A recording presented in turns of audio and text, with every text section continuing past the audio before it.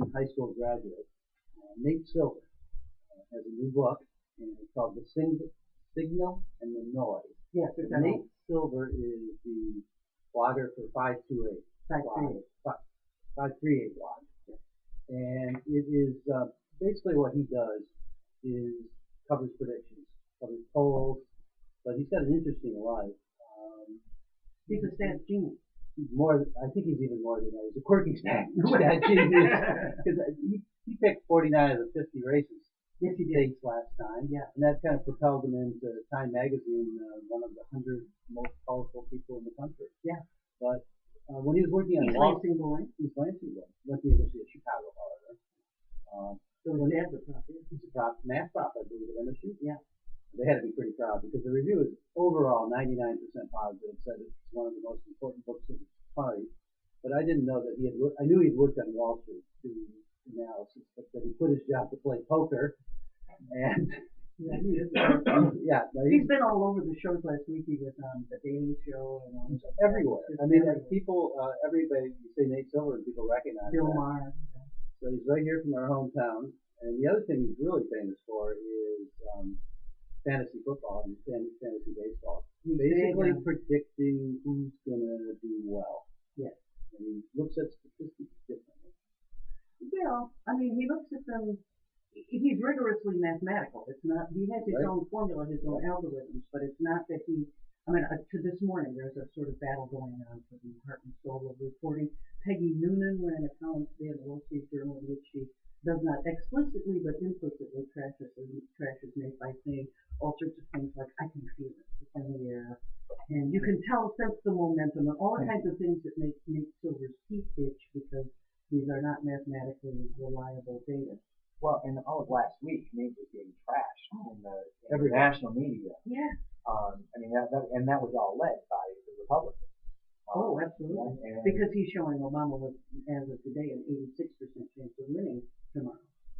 So it's fun to pick on the math guy because most people don't understand math, and I would put myself amongst those. But I do. He's been uncanny.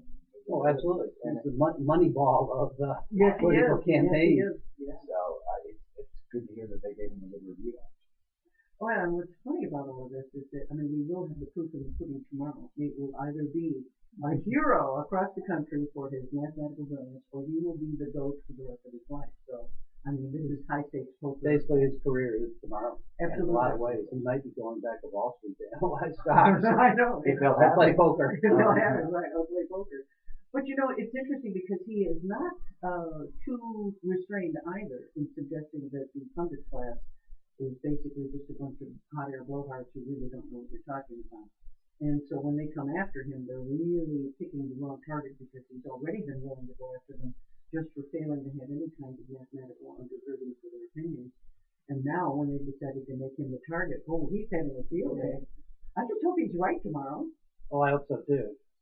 His past is a lot of proof, though. We'll see. But I have this feel. I have this feeling. Well, one of the dangers, though, and I guess I have to throw this in, is I'm a big fan of Nicholas Nassim Taleb, the author of the book The Black Swan, because he argues that, and this is especially appropriate at this time of year around Thanksgiving. If you're a turkey, right now you believe that humans are the nicest people. They come every day, they give you fresh water and food, and if the past is prologue to the future, then you have every reason to believe that these guys have your best interest at heart. But then Thanksgiving rolls around, and all of a sudden that black swan appears, out of the blue, and you realize, there was another motive here. So, I mean, even Silver admits, I mean, there is still a 15% chance he's wrong, and there are times that's enough. Oh, absolutely. He could be wrong. There's lots of things that interfere on the way to the gate. I think when you take a look at it, if you start talking stats, what are the odds that a major hurricane would hit New York City a few days before the election, and that the chubby guy from New Jersey would decide to embrace Barack Obama like he was his president? Can't plan on that. Partisan politics be damned. I don't think Nate Silver would have put odds on that one. Do you think that's going to be what changes the voting? I mean, it's such a tight race that something will be the margin that makes the difference. I think it matters to some people, sure, but I think it has to be a lot of little things that add up. I thought Obama looked so good last week that whatever erosion had taken place as a result of that first debate probably stopped it. Well, I think the polls actually show that Obama's response to Hurricane Sandy, and I think in part bolstered by Chris Christie's response, really have helped the president gain some poll stuff. His popularity went up in the last week. I think that's indicative of the Sandy response, and I call it the Sandy effect.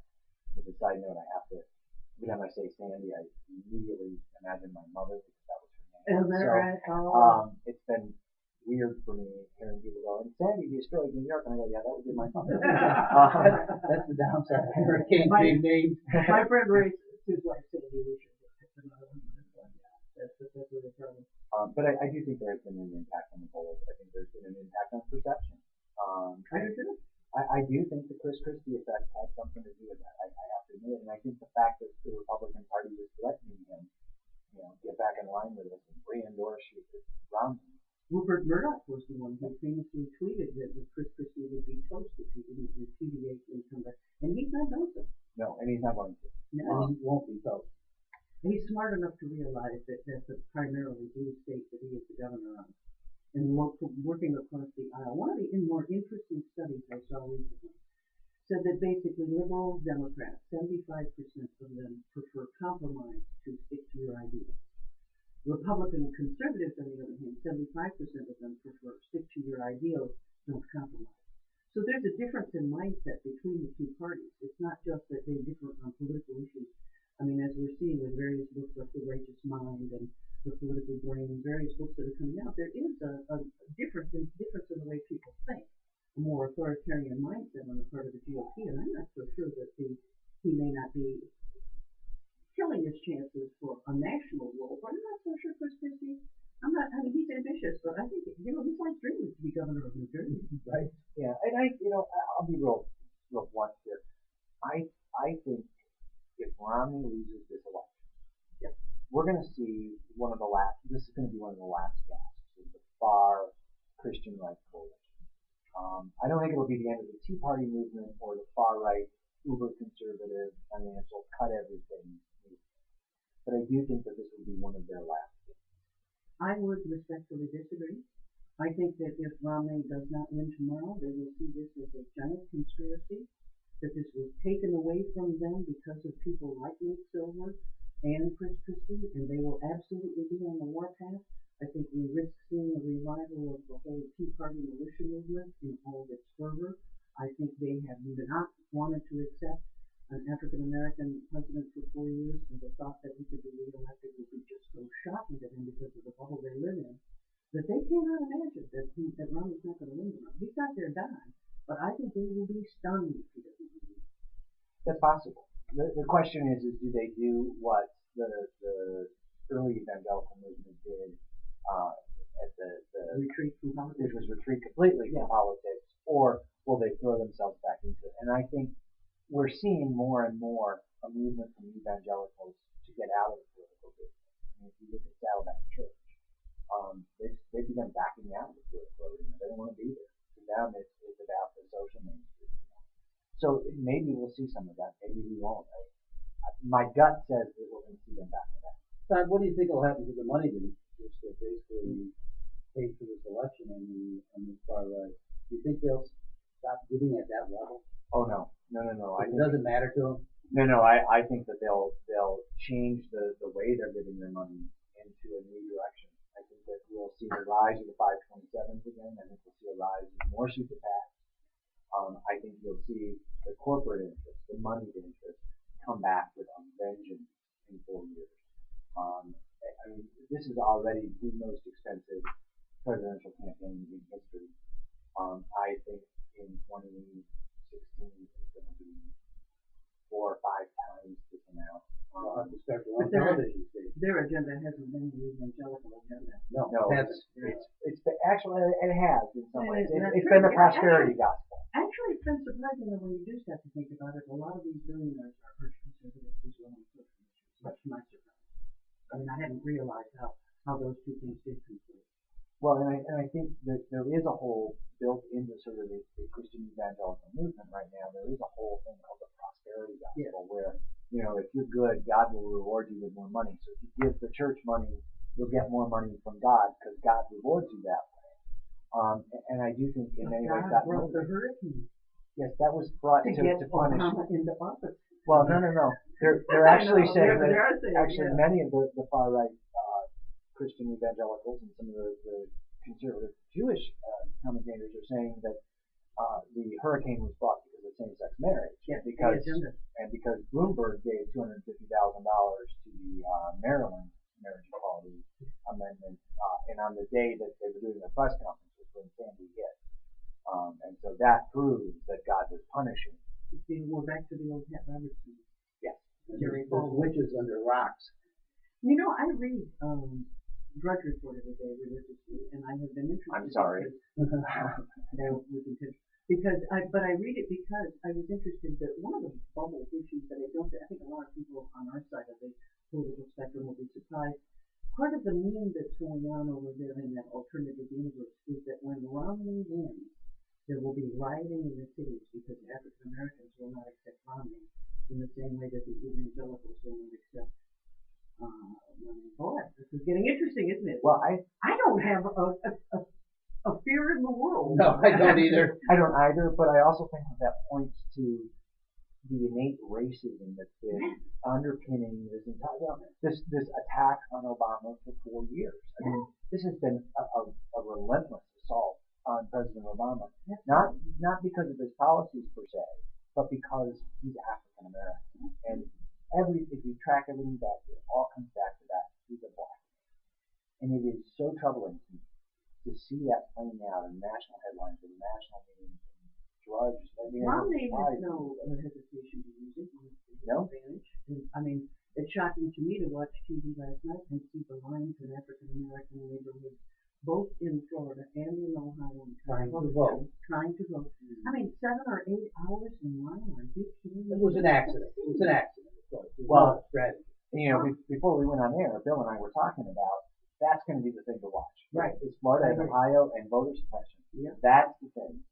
And that's now they that could make scares people angry enough that if the election goes the wrong way because you didn't get a chance to vote. Oh goodness, that's awful. Yes, it could be very earth-shattering. Yeah.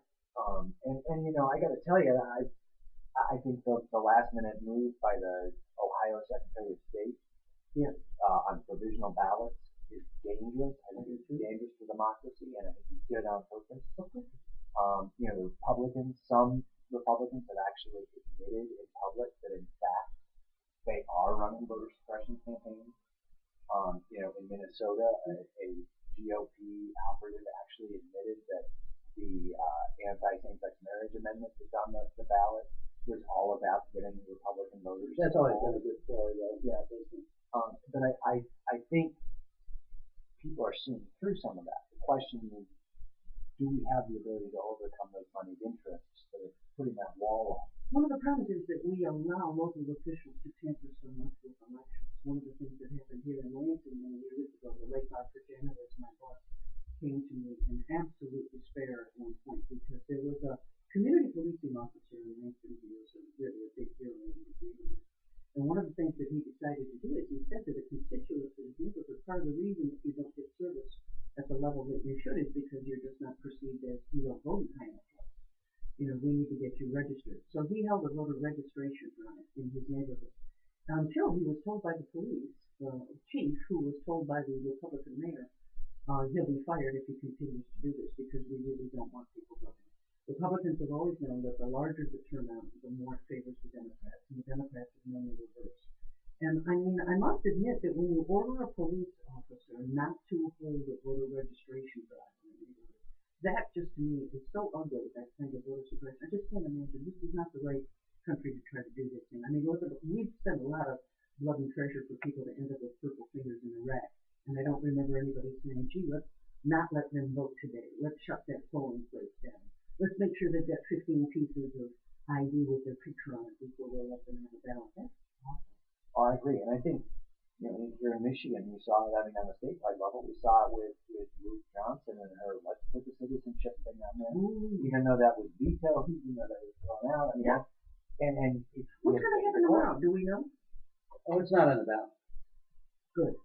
Yeah, it was federal court said it was illegal. That didn't always stop her in the past, one wonders. Well, I don't think she has a choice on this one, because I think this federal judge was pretty serious about things. This is LCC Radio at WLNZ 89.7 here in Lansing, Michigan. We're talking with Scott Hayward. There were lines in Detroit though, people trying to vote early. Now that's not voter suppression, obviously, but just sheer numbers trying to vote early. Why have we never had early voting? Why isn't it part of our culture? I mean, Do you really have to ask that question? yeah. The answer is because the state legislature has seen to it to make sure that we cannot make it, which is why we don't have no reason to do ballot voting. Isn't that silly? It is absolutely silly. It's the same reason why we don't have internet voting. I know. The League of Women Voters has been asking for this for years, lobbying the legislators in power to try to get this changed, and they've been remarkably unsuccessful in getting them back. Well, yeah. Well, because they know, again, the easier you make it to vote, the less likely it is for conservatives to win. Well, one of them, I'm not sure this qualifies as voter suppression. I think it's just kind of as distortion. Well, one of the more recent things that has happened in the Michigan races is Bridget McCarthy and Doug Cornick from Ann Arbor, the assistant dean at the University of Michigan Law School, who's been such an activist over the years. I saw her at LCC when she and Connie Kelly and Sheila Johnson came in and held a panel. It was a remarkable panel. There's a video of the three of them that I put up on YouTube. And now a group against her came in late enough that they can keep their identity secret at least until after the election, dumping in a lot of money, arguing that she's basically palling around with terrorists. Yes, and you know, I think her response has been classy. Yeah, unfortunately, I don't think it plays particularly well to the conservative electorate. Well, I don't think she was going to get anything. Well, no, but I think she had a better chance without this kind of dog whistle attack. And let's be honest, that's really what it is. It's a dog whistle. It's a dog whistle. It's not a dog whistle. It's a dog bark. Well, no, I mean, I think there's nothing subtle about this. I think there is some subtlety there. What subtlety is it? I think there's some subtlety. I mean, yes, we're saying terrorist, but there's also this, when she responds, she also... was this child molester with the other? Well, exactly. I mean, but we create very specific illusions in our mind for terrorist, for child molester. But whenever we talk about criminal, what's the first image that comes to mind in the modern American concept? It's an African American man. That's the whistle.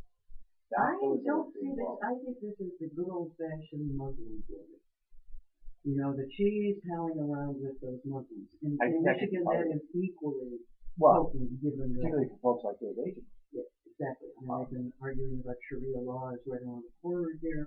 Put her on the court in Sharia laws, left right cinch, that sort of thing. Yeah. Oh, I think you're right, but I do think that there is a more subtle dog whistle that's attached to it as well. I don't think there's just been flat out more lies and ads this year.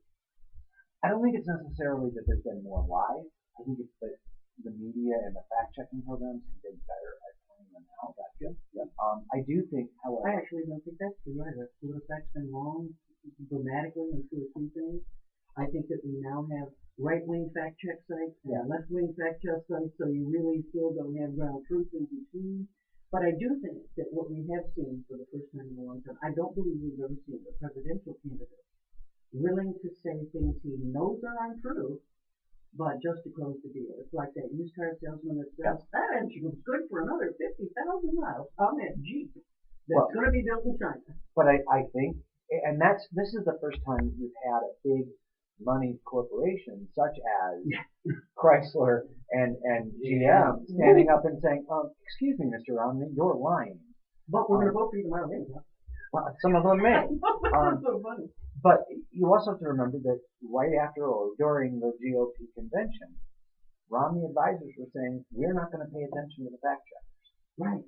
And that should have been the first hint that we shouldn't believe a word coming out of that campaign. But isn't that extreme compared to any other presidential campaign? Feels like it to me. Even Tricky Dick, you know what would happen is he'd come out with one of these, right? Or some surrogate that was, not on his payroll. I mean, we're talking the market, so we're talking really hardcore stuff. But what would happen is they go, oh my goodness, oh I'm shocked. And then they drag their feet for 2 or 3 days, and then they pull the ad. But they figured it had been out there long enough. And it's like the retraction in the newspaper, where you're accused of being a murder on the front page, but then when they find out you weren't, it's on page 10. They figure the damage In is small already print. done. Yeah. But you know what? Ron doesn't care, boy. He just keeps running. You know, he says, I mean, that was the game before. The game has changed. And if this works, that will be the game from now on. Yeah, I think it will. He just never pulled back. Yeah. Repeating, well, he's still repeating. Well, there's an arrogance there that I don't think we've seen in modern politics ever. Ever. Yeah. I mean, it's pretty spectacular. Frankly, and you know, the president has not been great at being truthful either. I mean, there have been some moments for him as well, but he's at least been willing to go, yeah, I guess I made a mistake, and back off those claims. And that's the difference that's happening. Again, I think what this also shows is this sort of, you know, you just threw in what the Democrats do at two kinds of things. It's asymmetrical though. Oh, it's There's very nothing on the scale of what we've seen over the Romney campaign. And what bothers me is that long ago, I think maybe a cycle or two ago, the GOP figured out that the media was actually fairly easy to dull. Because all you have to do is put them into this box where if, you know, the earth is round, the earth is flat. You know, I mean, as long as you've got one guy on the other side, they will always say, well, you know, there's a controversy about the shape of the earth. And yes, there may be a preponderance of people, but on the other side, and now we're going to hear from the president of the earth is flat. But doesn't that also play to the fact that Americans want to watch the controversy on television? Doesn't that feed our Jerry Springer-esque attitude of television and context for social psyche? And even more than that, the media knows that the ratings go up when you keep this little kind of thing. So the political campaign is a reality show. Absolutely. It is. I absolutely think that is an accurate assessment. But look at the money pouring into these local stations. Isn't that amazing? Yeah, but They're keeping them afloat. 140 million has been spent that they can count right now on our ballot proposal. Yeah. 140 million. The most that's been spent before is maybe close to 30. I mean, it's totally 4 times as much. I'm proud to say that I don't have cable and I don't watch broadcast television, so I have not seen any of those ads, and I'm very I'm happy sitting about with two people who don't like TV. But however, I I can't stop them from coming to my house. Yes. Why they get larger every day? Now I expect to get a bed sheet. This is, of course, the bridge. Careful, Maddie Oh, Maroon this is listening. is this for Maddie? Yeah. Yeah. Vote yes on the bridge. Yeah. He's only spent $32 million to buy this. Oh, Well, let's see what he has to say. It's pretty. how many have you gotten? I haven't been Oh, getting there were days I was getting 3 or 4. Really? And they were different. They Were weren't these the same. proposal or candidate? Oh, these were proposals primarily. I didn't get much candidate really. What is the name of the person who's running for Federation in Congress? His name is Terry Ventimiglia, is that it? Ventimiglia. Ventimiglia? Who is crazier than a loon. Apparently, according to his brother. Well, according to his own statement in an affidavit, where he said that he sometimes couldn't tell whether or not he was actually Santa Claus. Yeah. That's a little troubling. He made a part-time income from being Santa. Yeah. Well, you know, those lines blurred over the print. His brother says if he's elected, I'm sure my brother will be signing prison. you know, I'll just point out Quite an endorsement. that What's with his he will. history? Well, he will fit in quite well with a lot of congressmen. Ah. I mean, I don't think Behind bars, you mean? all the above, in Congress and in prison. You know, I think he'll do great time with the guy from Ohio who was convicted on all kinds of charges, or the guy from California who got hit for accepting bribes for. He'll fit right in. He'll fit right in. But what is it about Thaddeus McConnell's district that seems to be? They're producing some very strange candidates now. It's got a chunk of a cone. Do we need to go any further than that? Okay. Macomb is a bizarre county in the state of Michigan. I mean, Macomb is the county that gave us bioterrorism for HIV. So, you know, from a Democratic prosecutor at that. So, I mean, their sense of reality is skewed, if you will. Before we leave national politics, however, I would like to get people on the record because we will have the tape. You know, we are on Newsstream.tv, 19online News is. We're also on our 19onlinenews.com site, so you can even watch us sweat as we come up with our predictions here. But we can replay the tape later, okay? What do you think will happen tomorrow in the presidential race? Who will win? And what will happen to the swing states of Ohio and Florida, Iowa, and let's throw in Colorado and Nevada. What will happen? I'll be happy to go for it. Yeah. I think swing states are going to vote for Obama. All of them? I do. Oh, really? Now Nate would hate this. I just have this feeling. Actually, he thinks so too, though. Yeah, he does. He does. He thinks it could be a runaway. I think it's not going to be quite a runaway, but I think it's going to be a surprise when they say Obama. You're in with Jim Cramer. A little Jim bit. Cramer of Mad Money is saying Right. that you're going to be surprised when it comes Wednesday morning to see that everybody could go to bed early because it was a runaway and he's going to win in a landslide. I think it is. It is. I'll be a little bit more conservative than I think Obama will win. The question is, does he win the popular vote as well as the electoral vote?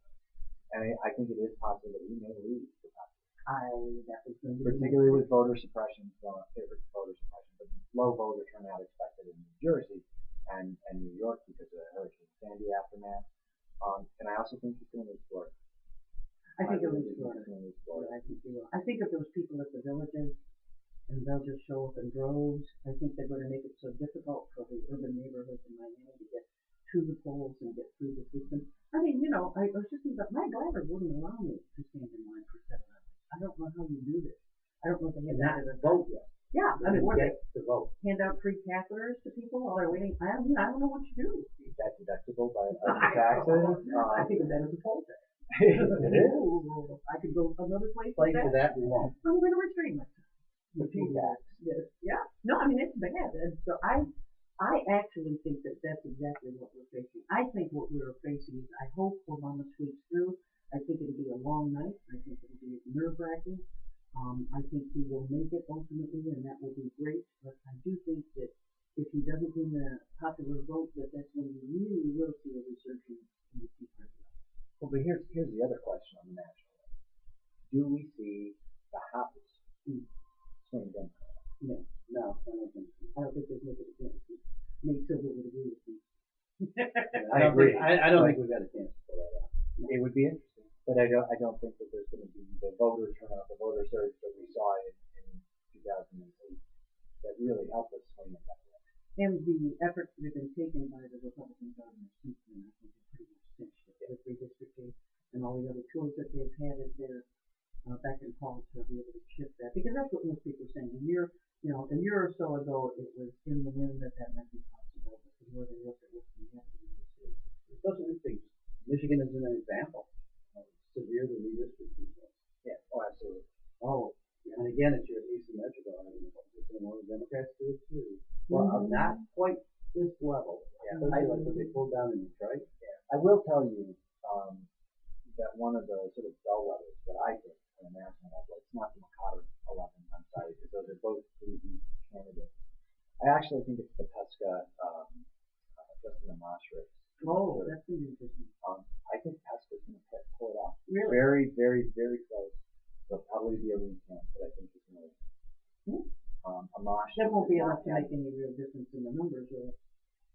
Yes and no. I mean, what I think is that if the turnout is as strong as I think it's going to be, it will be indicative of what we're going to see across the country. Because that district is truly close to a swing district now because they dumped Battle Creek. And so if we see that district swing Democratic, we may see that happen across the country in some of those other districts because they thought they created safe conservative districts. The other issue that plays into that, though, to be fair, is money. Amash just did not raise the money or spend the money that was necessary for an incumbent to keep. Why wasn't it? Because he did not take, I mean, to his credit, he did not take a lot of special interest money. He didn't take PAC money. And frankly, he just didn't do any fundraising. Interesting. So I thought that was your main job once you get into it. that's what I thought too, but evidently Mr. Amash thought differently. So it'll be very interesting. And he also has not had a whole lot of support from the Republican congressional committee, because he didn't vote lockstep with the caucus. So they're kind of letting him dangle out there. Lesson. Yeah, lesson. The other issue, obviously, nationally, is how women are going to vote. Oh, that's an area I really want to get into, but first I got to see this is FCC Radio, WLNZ 89.7 here in Lansing, Michigan, because if I don't do that every 15 minutes, then it gets kicked off the air. But yes, I've been concerned to see there was quite a discussion this morning on MSNBC, the closing of the gender gap. over time, Mitt Romney was somehow able to persuade a lot of, well, it turns out the group that he persuaded were older married white women, that he was safe, and that he was doing all the things he was saying, and that he was a pretty nice guy. And I hate to trash my own sex here, my own gender, but the idea that women, shop for presidents as if they were shopping for a date doesn't really sit well with me. That he's a nice guy, or I could trust him. I think what you really need to do is look at the policies. And younger women and minority women have looked at the policies and said, uh-oh, this is toxic. We really need to do something about that. Well, but I think you've got a key thing to point out here. Married, middle-aged, white women. The vast majority of them, Bonnie, are not liberal. So Screaming radicals? they're not screaming In fact, I can't fill out a either. Gallup because they don't have a candidate. But we go back to the race question. Mm-hmm. Oh, yeah? And a lot of them, I think, are justifying this based on the fact that Mitt Romney is not a black man who threatens them in a lot of different sort of fear mongering. Yeah. So I think we have to keep that in mind. So when we talk about choice issues, when we talk about sexuality issues, we talk about President Obama versus Mitt Romney, that can feel scary for middle-aged white people. I was very happy to see Gloria Steinem, my former Clark Lake friend, and she grew up down there in Clark Lake. In fact, my parents were down there when she lived there, and their mom wasn't doing so well. I remember they had a tent in the living room that they had a fancy sometimes herself. Gloria Steinem was on TV today, and I thought the point that she made was one I have been dying to write about. It's the way in which issues that are labeled as social issues are considered second-rate issues. It's as if, there's the old line about how small minds talk about people, and small minds talk about things, slightly better minds talk about people, and real bright people talk about ideas. It's like economic issues. That's what the media very complicated should be talking about. And these social issues are just awful. You shouldn't deign to speak about them. What they lump in with that, of course, are things like women's issues, like the Lilly Ledbetter Equal Pay Act. I mean, how much more economic could that get? It's saying that if you're a woman, you should get equal pay for equal work. They label that as a social issue. They take it off the table. They say abortion, for example, is a social issue. You know what? I was doing some research recently, and I was trying to think when you came out of families of 11 and 12 children, where mom literally, I worked with a woman who had 11 children once. I said, how do you work when you've got 11 children? She said, how could I not? She said, I got to get out of the house and I got to make money. If you can't control the size of your family, that has an enormous economic impact. These are really serious issues, but they've been denigrated the whole campaign of, we shouldn't waste our time on those superficial social issues. These matter a lot to women, and I think that they've been ignored, even though, the only reason we've had to pay attention to them is they've been so ugly they burst through. Well, and I think that's the reality. Had we not had the Todd Akins and the Murdoch, we would not be talking about some of the social issues. Don't forget Ricky as well. Ricky, good old Ricky. How can we forget him? We wouldn't have any conversations about the social issues in this race. And I think there was a fantastic thing that the Obama campaign put out today that's going around Facebook. It's a newspaper headline. Supreme Court overturned Roe v. Wade. Oh. And it's, President Mitt Romney supports this. It's a terrifying, literally, it took my breath away when I saw that. They saved that. What? Yeah, they saved that. Yeah, they absolutely did. Yeah. The timing of it. Yeah. But it's a stunning piece of political drama and political rhetoric done in a way that just, for something to take my breath away, because I'm a pretty cynical guy, tells you how dangerous that issue is. The thing you also bring up, though, is you mentioned Facebook. Yeah. This is really the first election. The first Facebook election? Yeah. Where friends who you did not know were so instead of American spring, it's U.S. fall. Right. We might have had to befriend them. There's been a lot of animosity. I am honored to say. So many people this morning saying I had to get rid of two of my friends. Yeah. I had to get rid of one of them, and I just couldn't take it anymore. It's really heated up, hasn't it? It has, although I can honestly say that I have disagreed very vehemently with many people on my Facebook page, but I have not befriended any of them, nor to my knowledge have they befriended me. And I think conservatives and I scared them all off the But I think for me, that simply shows that I value the conversation. And I think I've always said that I love having my ideas challenged. Because if I can't spend them, then I probably shouldn't hold that as my value. As somebody who grew up an atheist, I got tired of defending my values. I just wanted to hang out with people who were a lot like me. There are times where I it's so much want easier that way. There are times where I want that. Don't misunderstand. See, I was very surprised that people I knew very well. Really? Would lay it out on the line every day. I mean, wow, Really? really annoying. See, I wasn't even getting to see any of the good right-wing memes because nobody would dare share them with me. I was afraid that... Just follow my Facebook page. They keep putting them up on mine. Right. So one of the things I might want to warn you about that I was reading about just recently that is very discouraging. Have you noticed that there's been a diminution of people seeing your news feeds and a diminution of people in your feed?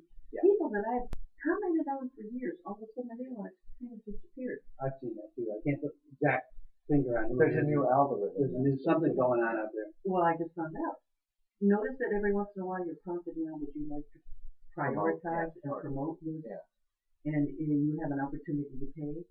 They have cut down the news feed down to 15% of the number of people that you used to see. Down from 85% of the feed that you would see, now down to 15%, in the hope that you will break down and pay to promote your... Not going to happen. Well, then what's our alternative? Where are we all going to go?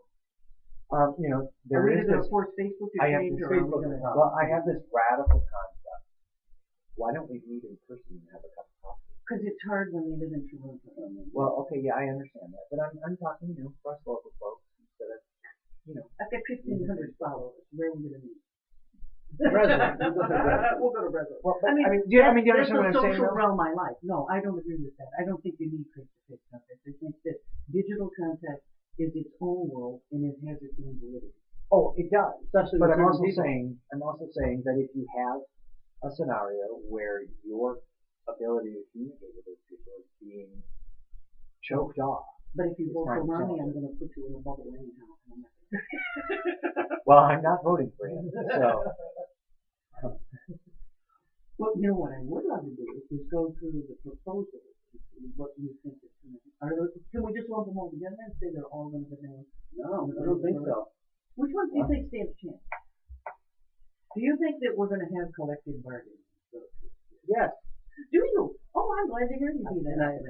And again, it's my anti-need support. I've seen an awful lot of support for it where I didn't expect it. Really? Okay, your tummy's wrong, man. All the polling is showing that all of the polls are going. Even the yes one, Maddie, Yeah, they're all going to fail. They're all going to fail. So what will that mean? The good news is the one tax limit that would make everybody nervous because of the bankrupt government pretty quickly. That is Worse than a headwind. That proposal is the absolute worst proposal that I have ever seen. Yeah. It Makes Jarvis look like a walk in the park. having spent many hours at the state capitol covering the budget crises until 3, 4, 5, 6 a.m., this will make those problems look like a walk in the park. I don't know how you run government. We wouldn't be able to.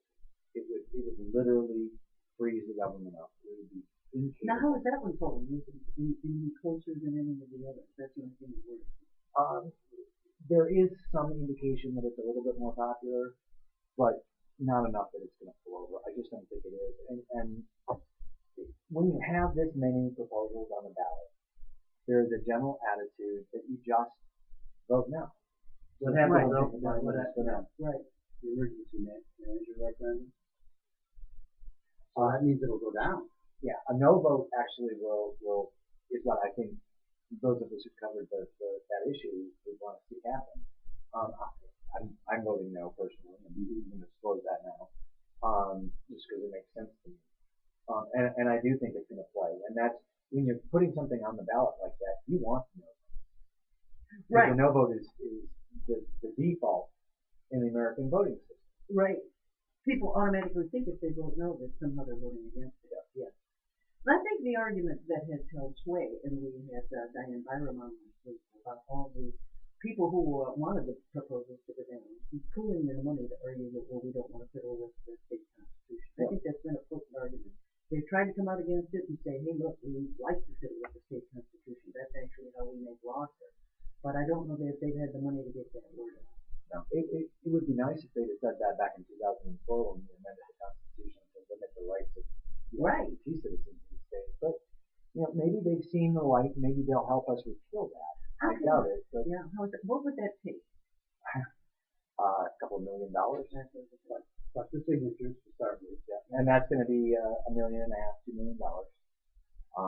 And then you've got a campaign. You've got to get Manny Maroon to pull it out of his pocket.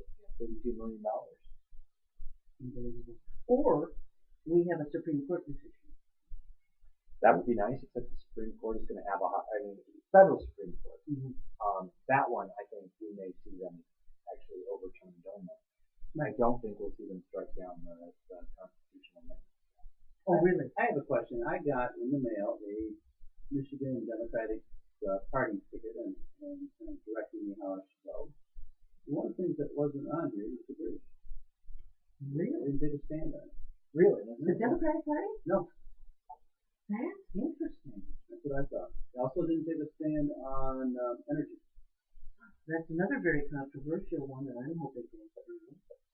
I think that would be a wonderful thing to have here. I was thinking, because they're job driven, you would think they would have.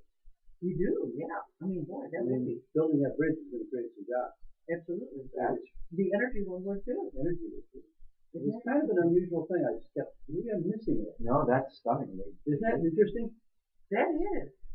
I guess I don't qualify. I must be back. I guess ever since I became a Green Party person years ago, I can't say personally on it. Well, since I refused to actually join any party, I didn't get this either. Have you looked at the progressive voter guide that came out of a new group that I was unfamiliar with? Maybe you've known about it, called the League of Responsible Voters. And it plays on the name of the League of Women Voters. And I never heard that name of that group before. I don't know why I'm suspicious of that. That poll, and he's been involved in all those progressive causes, and they've now formed this new group called the League of Responsible Voters. With the Progress Michigan. It's a Progress Michigan kind of thing, and I've never seen that before, but they've come out with a voter guide, so it's very interesting. I had hoped to have the time to compare all of the guides from different organizations to be able to figure out where they stood on these proposals, but it's interesting to me that some of them just got the issue. I was impressed that the media, even in their sort of default mode here, did a better job analyzing the ballot. MLive did a phenomenal job. I mean, I gotta tell you, I love the work that MLive has been doing. I really do. They're blowing it out of the water. God bless them. The weekly webcast, proposals, where they put together people that know something that can answer questions, even though they don't generate necessarily really high numbers. It's that kind of resource that's always up there that you can go and take a look at later. Yeah, absolutely. Brilliant stuff. And I got to tell you, the other thing that I've been really impressed with, and I don't know if you've seen it or not, is Between the Lines, PrideSource.com has put a voter guide together as well, where they look at progressive issues and endorsements across the board, not just LGBT endorsements, but women's issues and union issues, as well as anti-choice groups. And I mean, it's a beautiful thing. You enter in your zip code, and it pulls up your ballot, and it'll tell you, here's how the folks on your ballot stand. And here's who we endorse, and here's who we don't endorse, and here's why. I think those are going to be more important than next year. Absolutely. I think they're on the forefront. Because right now, this was, you didn't expect them to be that good. Bridge did that too. There's a lot of good ones out there. I didn't think there was a need to do a new one. There was a need to, just keep compiling all the ones that are already out there. Yeah. Well, the nice thing too with the Between the Lines one, which the Bridge hasn't done, is that it actually has a phone app. Oh. So you can actually take it right into the poll with you. You can take a cheat sheet. Yeah. Lots of people think you can't take anything into it. As long as other people don't see it. Here's the other challenge, though, is somebody going to get nailed for taking their cell phone out to look at that when the law says that you cannot take a photograph of your ballot? I know. But they also, the Secretary of State had to say that you can't do any video in the phone thing. Which is untrue. Because you technically can, because that is supposed to be for poll watching and keeping track of what's happening. But I pulled out my camera in my little Happy Deputy Ellen concert from last year, and boy, argument over my citizenship thing as well. I mean, the little ladies there are just really being unhappy. Days are very important. But I mean, we really have to start doing some poll watching. Oh, I think so. I think so. The Republicans are doing it. Yes, Yeah, I posted a thing yesterday from the National Center for Transgender Equality, where a Tea Party sponsored group was training poll workers to challenge transgender folks, saying that because they're transgender, they do not qualify as voters. What an ungodly, horrible Did you see the cartoon? I did. I saw the whole thing. I posted it. I was appalled. I mean, you forget how ignorant some people can be and how that plays out. And I fear that some of the transgender folks that I know are going to experience some real trouble. This is LCC Radio, WLNZ, 89.7 here in Lansing, Michigan. We're talking about the upcoming election tomorrow with Bill Cassian and with Todd Hayward and Bonnie Buckaroo, Lansing Online News Radio. And we're going over some of the ballot proposal issues and the top of the ticket and what's been happening in the Supreme Court races. What else is happening in Michigan that we should be aware of now? We have some good local candidates running.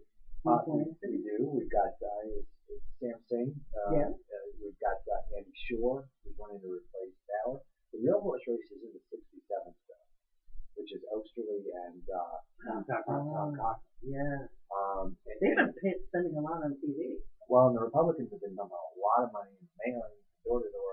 There's a lot of energy to mobilize down there, and I think there's some mobilization happening as well with Jeff Hall in the Delhi Township race for supervisor down there, where he's been heavily involved in the Tea Party, and he was involved in blocking us from going to the Tea Party event, if you'll recall.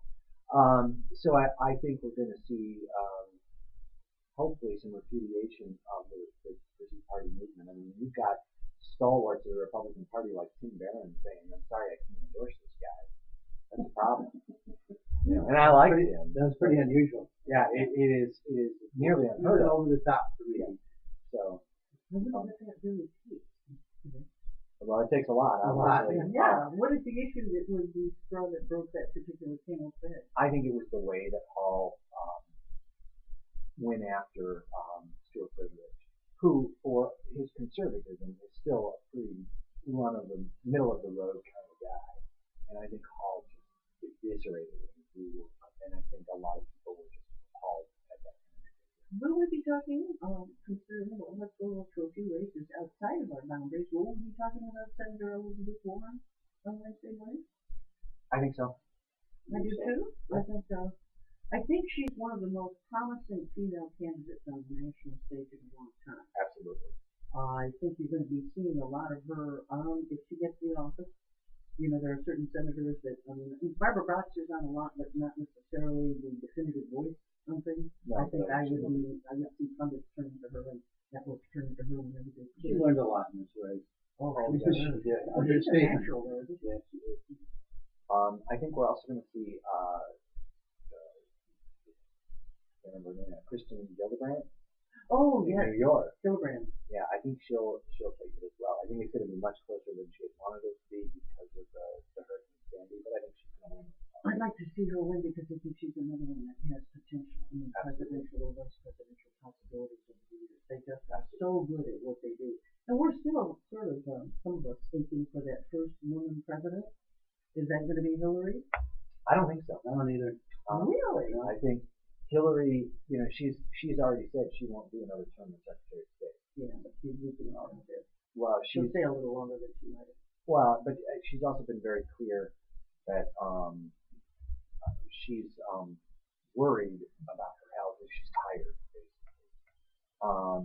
I do get concerned that she would back out of things like Secretary of State, to keep her in the eye. She's got the star power. I don't think she'd be fading like a Sarah Palin. I don't think she's going to. There's somebody that we don't even talk about. Well, Sarah Palin, breaking news, endorsed Mitt Romney today. That was very nice of her, wasn't it? That'll put him over the top. I'll tell you what, I wasn't going to vote for Mitt Romney, but now that Sarah's endorsed him, whoa, I got to relook at it. Is she going to visit a turkey farm? If only. But the reality is that I think Hillary's time, unfortunately, has come. She has, to her credit though, she has to be probably one of the best Secretary of State in the history of the United States. I really absolutely believe that. I think you'd be surprised. I don't think her time has come and gone. I think she'll leave the job after another year or so, rest up, come back, because guess what she has that nobody else has? She has Bill. Well, that's true. She does Obama have would Bill. not be president if it weren't for Bill Clinton, because Bill Clinton, the great explainer, has been going all over the country simplifying the nerdy sort of messages that the rest of the Dems He's are. forced. Oh God, yeah. But he can say things so clearly, and he's such a charming guy. Yeah. I'm shocked at how old he looks. I keep thinking of him. I mean, I see every once in a while the film clips of him when he was president, and I realize how shockingly young he was back then. Yeah, I was actually looking at some of my old files this weekend and found photos that I took of Bill Clinton when he was here for the non-debate debate. Yeah. And I was like, good God, He looks like a boy. he looks young. What a kid. Yeah. What happened? Oh, he got old. So did I. I mean, I was 21 when that happened, 22 then. So, What's going to happen with Paul Ryan? I mean, he'll either be vice president as of Wednesday, but if he's not, what will happen to Paul Ryan? I have not been paying any attention to his House race, so I don't know. I don't think However, that will Michelle matter. Bachmann, She could be picked up. I think she's going to get picked off. I mean, It's sort of like Alan Grayson. They pick, the opposite party picks somebody that they decide they're just going to take every single extra dollar they might have put somewhere, and they're going to go after that person. And I think Michelle Bachmann on the right is that person, and Alan Grayson on the left. and I think I think she'll blame it on the radical homosexuals. Oh. Easy going. Yeah, exactly. Instead of the fact that she's a nut job. Have we talked at all about our Supreme Court judge? Do you think the Democrats have got a chance of taking off? We talked a little bit about Bridget, but boy, I like the fact they ran it this way. I thought that was smart. At first I didn't, but Really? I did. What did you see as the downside? Because I thought they had a chance of getting one or two elections. All three seem to be a real long shot. I thought they could for sure get one election. I think there's a couple of issues here. First of all, you got to motivate the voters to turn the ballot over and go into a nonpartisan convention. I think it Which the helps West to Wing ad certainly gets started. absolutely does. I mean, I A think lot of people that saw that. and I think that more than anything has helped McCormick, and I think because McCormick is tied with Johnson and Kelly. See, I can't even remember their names, and I'm voting them on. And I think that's a key issue. Is I think that's what they were Well, I trying to do. I had to look up Kelly and O'Brien. Well, I wasn't sure. But then you've got these crappy robocalls that happened this weekend with the Republican Party sending out robocalls saying support O'Brien. She's the Democratic Party. We support her.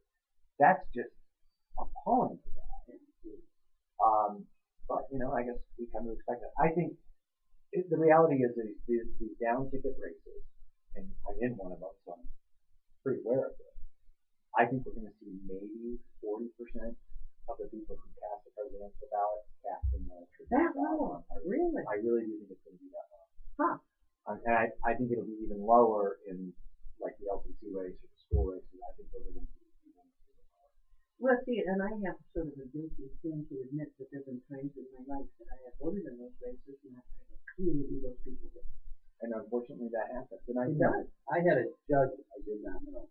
Yeah. And I forgot what I did. I had no clue even about. I can't remember what it is. Right. It was so obscure. Well, and let's talk about judges real quick here in Yale County. Jim Jamo and Ken Ross are really hammering it out right now, and I'm a huge transparency. Very big person. Yes, I'm a huge advocate for transparency. Yeah. And you know that, and Bill, you know that. I fought very hard. That's your issue. And Jamo helped support the hiding of a payout to victims of hazing in a public school. Federal court said that was okay, but Michigan law says that it's not okay. And then the Grand Rapids Press sued and got that information released. And Jamo is arguing that because the payout was being made by the insurance company, that it wasn't taxpayer dollars.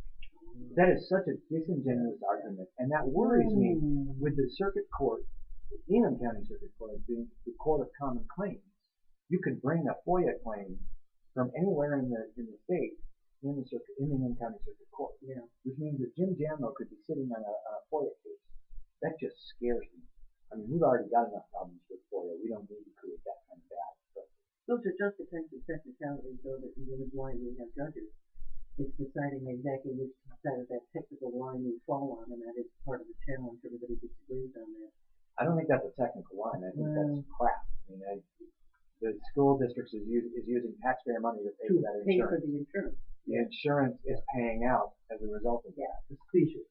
Yeah. Well, I think one of the biggest obscenities is the fact that so many of those court cases involving things that pose a danger to the rest of us are kept secret. Yeah. All of those sealed cases, I think there's something obviously drastically wrong. Again, a tilt toward corporations rather than people, so that the corporation can buy off the person and say, well, you know, we've got to take care of this because of the case in arms.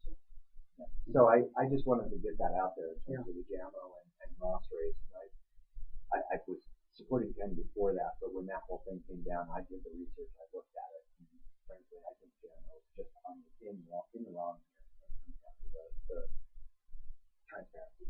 Will the world be different when we wake up on Wednesday morning? How will we know how the world will be different? There won't be any political ads on TV. Yes, And all the local stations will fold? Yeah. All the ad sales people will be in Jamaica. Terry Hanks will be back on the air. Yes, exactly. I do think we will either be in a world where corporate special interests have truly bought America and will start sliding back to the Gilded Age, or we'll be moving the progressive era forward another notch. And I don't know. Wins, I'm going to reread The Handmaid's Tale as an instructional manual rather than as a Ayn Rand sales will go up. Ayn Rand sales will go up. No, I don't think we will see a dramatic difference, obviously, if the presidency of President Trump continues. Although I think that if it is a hotly contested race with the popular vote going the other way, it could be contentious. But boy, I really think we're going to see a jolt if Mitt Romney gets in, because he owns a lot of things. Look at all the things he promised to do on day one. You know, I mean, he's going to have a very busy day. I don't know if there's enough time in the first 6 hours of. Get rid of Don't Ask, Don't Tell, repeal Obamacare, all of these things. I mean, if start a new war. Yeah, if he succeeded with even a fraction of those, it would be a dramatically different world. Yeah, I'm worried. I'll be honest with you. I really think that this is truly going to set the agenda for the next 12 or 20 years in the United States. Oh, I do too. I had threshold election. It'll paint the American character for at least the next 20 years. I had friends who used to say things like, well, I don't care if we got in, because after all, then we would never vote conservative again. Well, welcome to Ronald Reagan. Didn't work out that way. No. So, I mean, I don't buy that argument. I think that you kind of have to hope for, I think we're in a pretty precarious position right now on a number of important issues, all the way ranging from climate change to economic instability to are we going to crack or not crack and all sorts of things. You know that the news this week in Lansing, though, this weekend is going to be the Broad. It is? The Broad's opening. Yeah. What's going to be there? No one knows yet. Very few people know. The security is as tight there as it was for a presidential campaign. Well, I went over and took some pictures and peeked in the windows, and the way it's set up, you can't see much. Although there's some big globy looking thing in there. They do that on purpose. They do. Well, thanks to Todd Haywood and joining us, and everybody get out and vote tomorrow. I guess even if you're going to vote for people, I don't know. It's important that you vote regardless. This is Lansing Online News Radio, LCC Radio, WLNZ 89.7 here in Lansing, Michigan.